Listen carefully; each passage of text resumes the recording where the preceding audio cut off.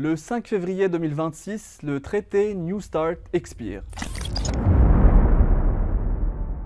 Il s'agit du dernier accord qui limite les armes nucléaires entre Washington et Moscou. Mais c'est quoi exactement New START et que signifie sa fin dans un monde de plus en plus instable? Signé en 2010 entre Obama et Medvedev, ce traité impose des plafonds stricts.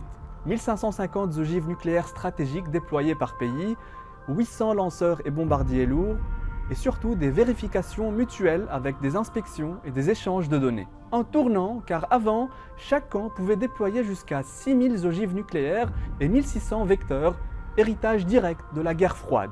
Pendant plus de 10 ans, New START a permis d'éviter une course aux armements, mais hélas, février 2022, la donne a changé.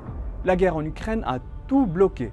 Les inspections ont été suspendues en 2023, la confiance s'est effritée depuis, et aujourd'hui, le traité arrive à son terme. Concrètement, qu'est-ce que ça change? Plus aucune obligation légale de limiter les arsenaux, plus de mécanismes de contrôle, peu de visibilité sur ce que fait l'autre camp. Or, la Russie et les États-Unis concentrent à eux seuls près de 90% des têtes nucléaires, suivis par la Chine, le Royaume-Uni, la France, l'Inde, le Pakistan, Israël et la Corée du Nord. Sans cadre, chacun peut décider de déployer davantage, plus vite, sans prévenir. Et ce vide tombe au pire moment. La Russie a récemment testé Oreshnik, un nouveau missile stratégique capable de défier les défenses occidentales et de porter plusieurs têtes nucléaires selon Moscou.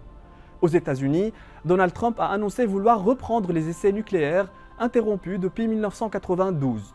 Et la Chine accélère. Le 3 septembre, Pékin a affiché sa puissance militaire lors d'une démonstration stratégique, symbole de l'expansion rapide de son arsenal selon les experts. L'Iran, de son côté, ne dispose pas encore de l'arme atomique, mais son programme nucléaire, très avancé, suscite de fortes inquiétudes. Malgré les mises en garde, MBS, Guterres, le pape, rien n'est fait.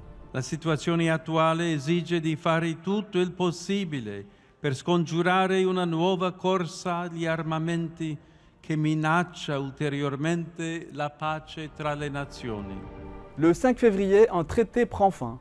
Mais ce qui s'effrite surtout, c'est l'idée que le nucléaire puisse encore être encadré. Dans un monde déjà sous haute tension, c'est un signal d'alarme.